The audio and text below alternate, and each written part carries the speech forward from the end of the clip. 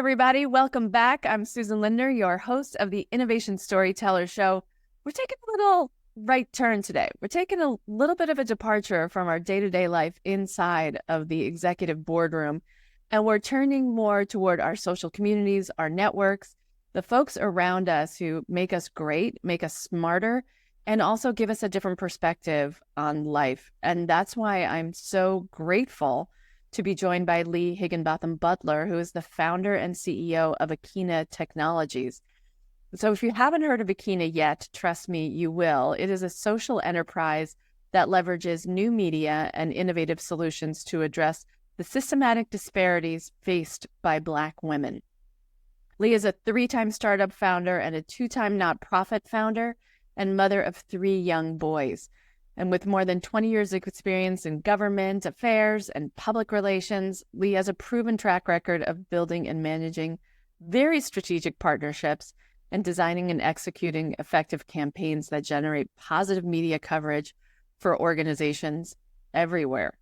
And prior to launching Akina, Leigh served as the regional program manager for the Texas Liver Foundation, where they led the development and implementation of educational and advocacy initiatives for liver disease prevention and treatment.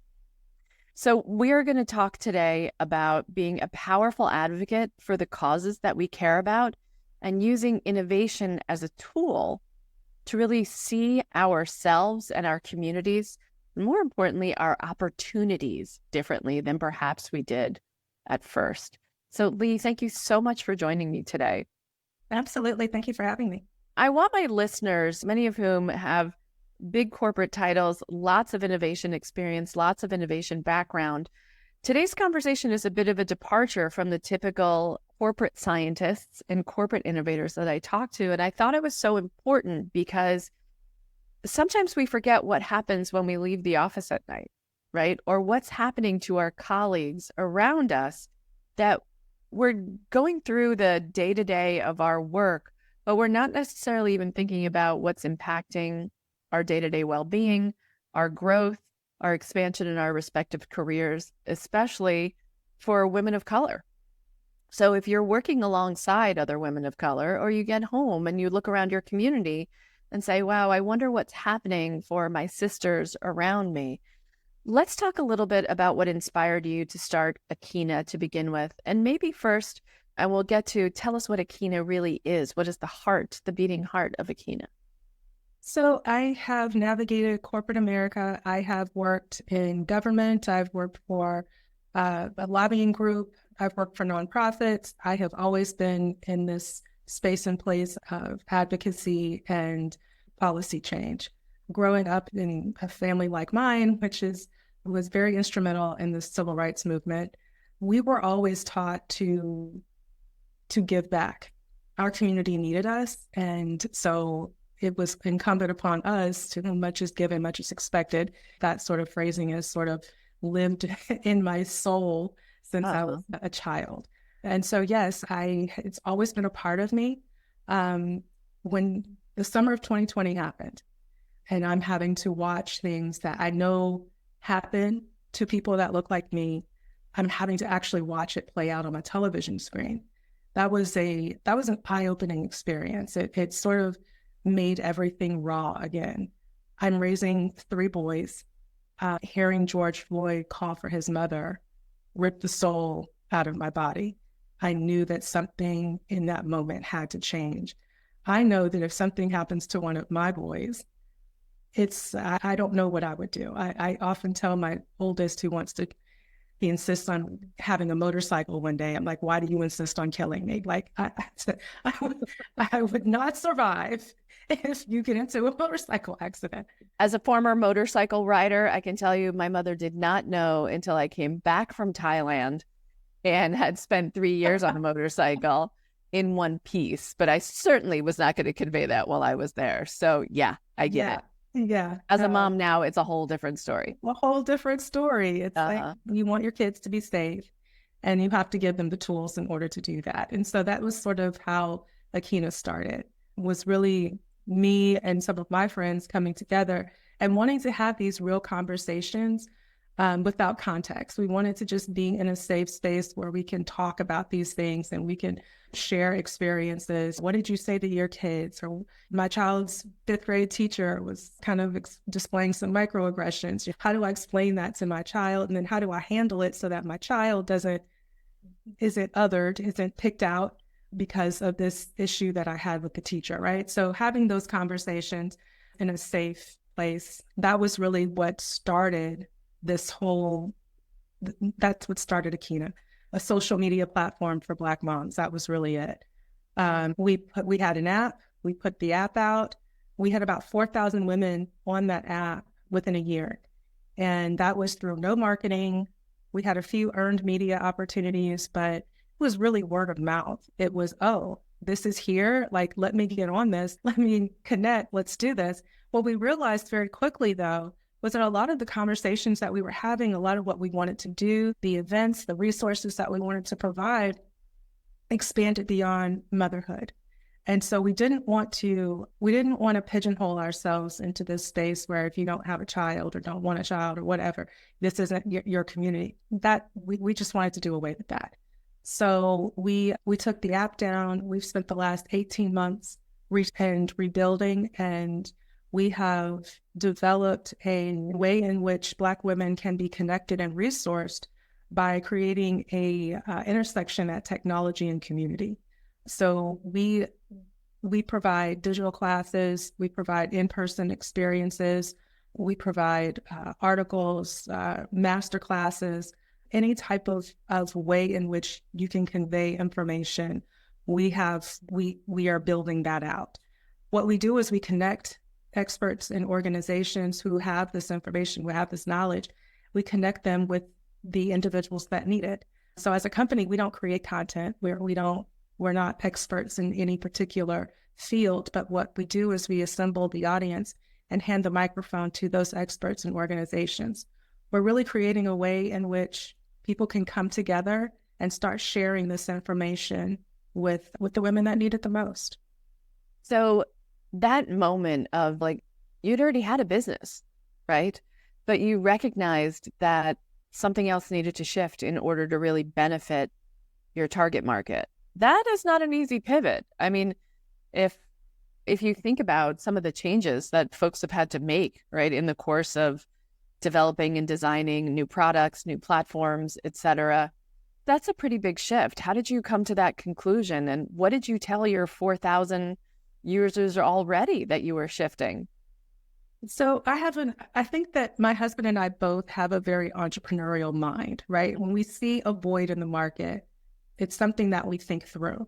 Now, when we initially started this, we saw a void in the market.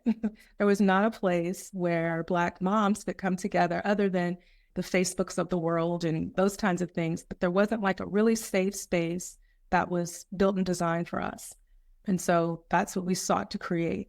And then we recognizing what our users wanted, what they were looking, we're always talking to them. We did survey after survey. We were paying attention to how they were using the app. We were using the data that we were getting from that and really sort of recognizing that we needed to be doing more. And so I think that when your mind is already wired that way, when your mind is already looking for what can I do better? Where can I take this next? You're not thinking stagnant, you're thinking scale. You're thinking, I'm here and I want to be here. And how do I get there? And it's always having a plan. And so that's how my mind works. I knew that it was never going to be just an even keel. I knew that we were always going to be growing and innovating. And so for me, it wasn't necessarily a difficult transition mentally. It was more of a difficult transition in terms of, now that I know where I want to go, how do I put these pieces into the puzzle? How do I get the funding? How do I communicate this to my users, my current users? How do I stay in touch with them? And so we had a newsletter that honestly we had really good engagement. Like we roughly 40 to 45% open rate on our newsletter, which is almost unheard of. Unheard of. These women, they were engaging with this newsletter, and the newsletter was really just current events. It was recipes. It was a little parenting advice here that's written by an expert, or some mental health advice here written by an expert. I mean, that's really what it was about.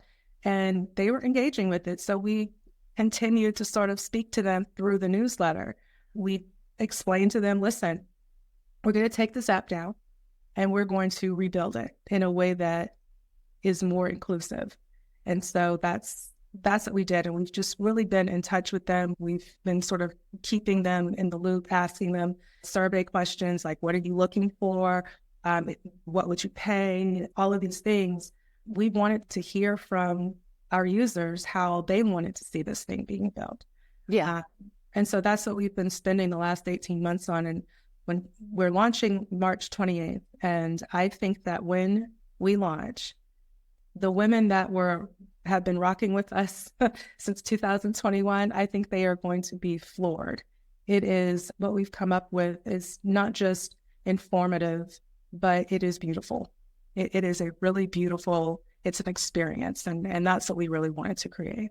Yeah, which is just fantastic. I know one of my favorite groups that I follow on Facebook is Black Moms Making Pound Cake. Love pound cake. Right? Like the diversity of pound cake. And I have a terrible problem, which is I procrastinate.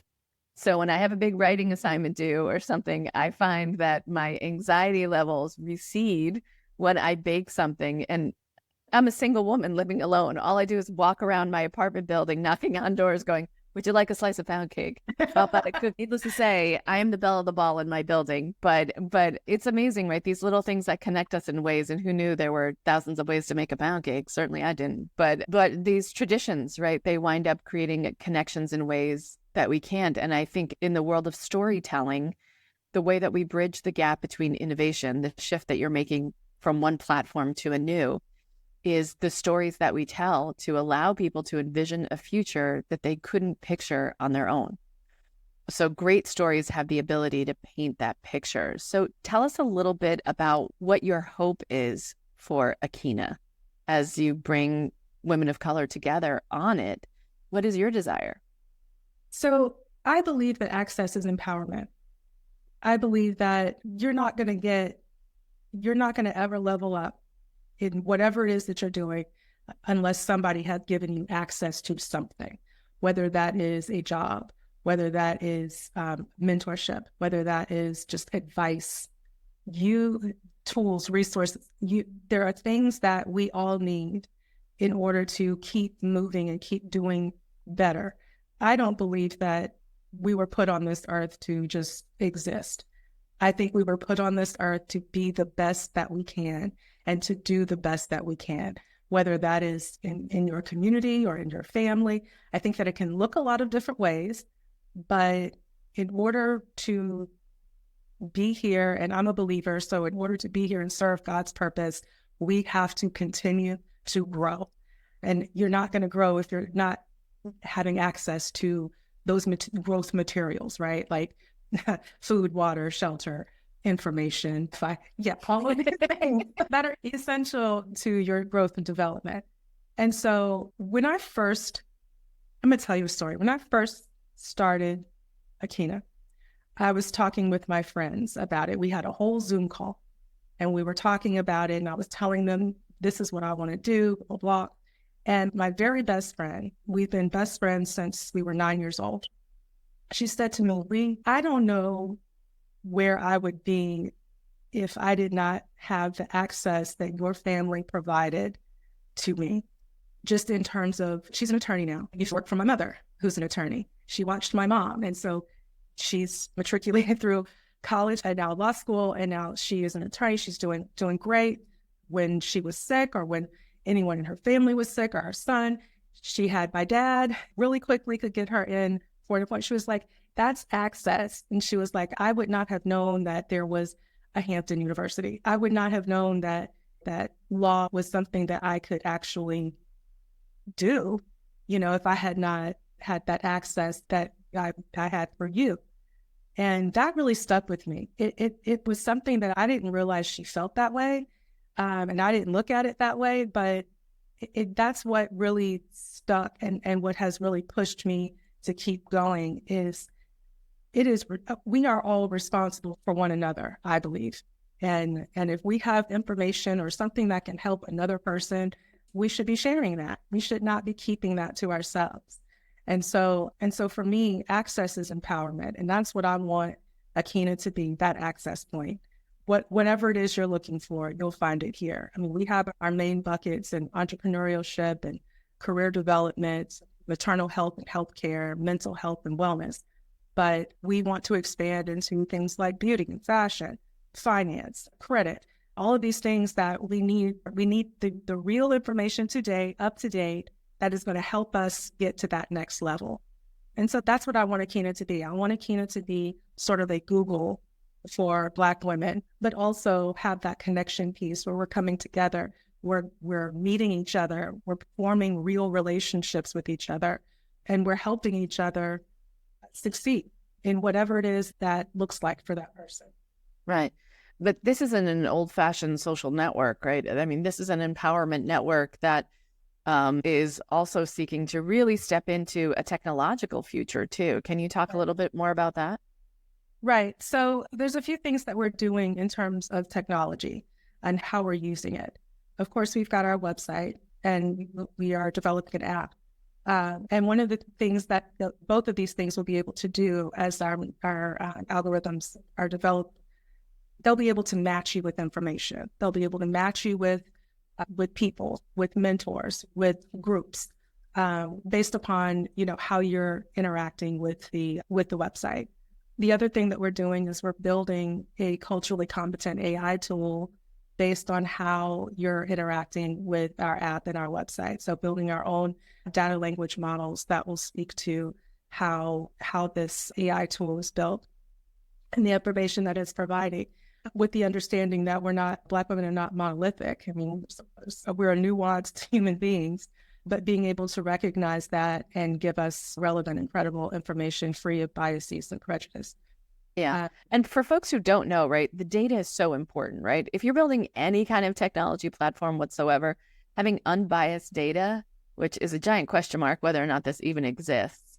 For those who don't know, right, AI models and large language models were largely are now, we're getting very clear signals and clear information that they're incredibly biased, right? Whether that is facial recognition software that has a bias against people of color, or whether it is data that's gleaned from sources that are predominantly structured and ordered by folks who don't look like the rest of the population, wherever it may originate from. And certainly AI models now, more than anything, are really getting the diverse spectrum of humanity wrong. Right. Yeah. And so that's that's a heavy undertaking, Leigh.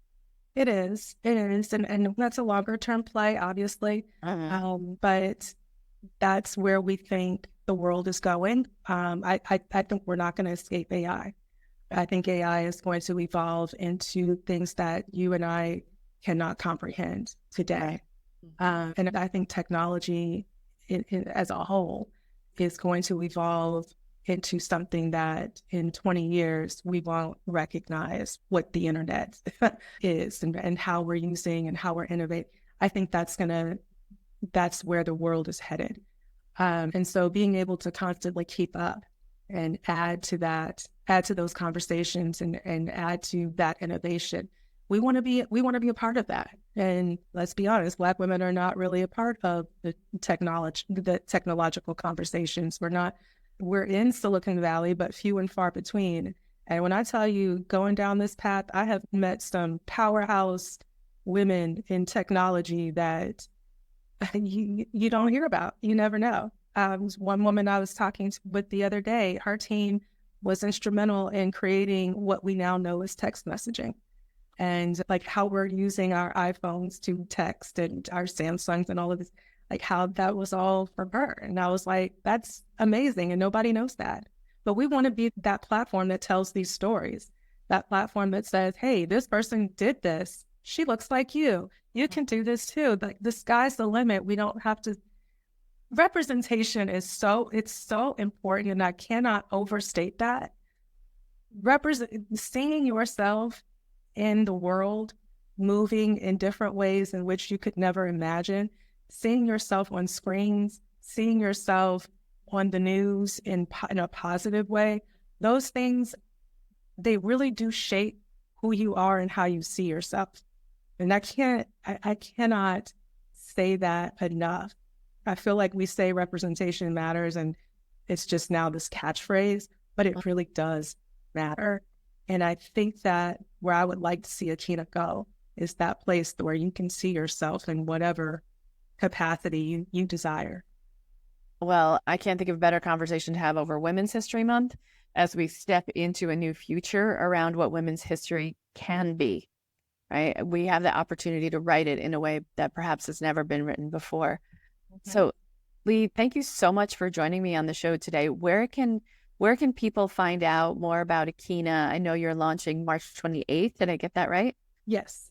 Yes. And so where can my listeners find out more? And hopefully also for my corporate folks to just share this with your DEI leaders, share this with your employee resource groups so that they can really begin to get to know about the network and where women of color can find support and new knowledge and really kick their careers up a notch with some of the work that you're doing.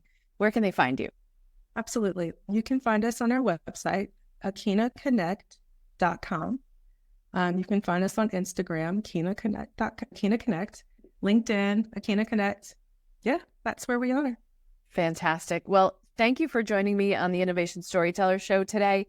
I know a lot of women and their partners, hopefully, and their coworkers will get really excited about what they can see here.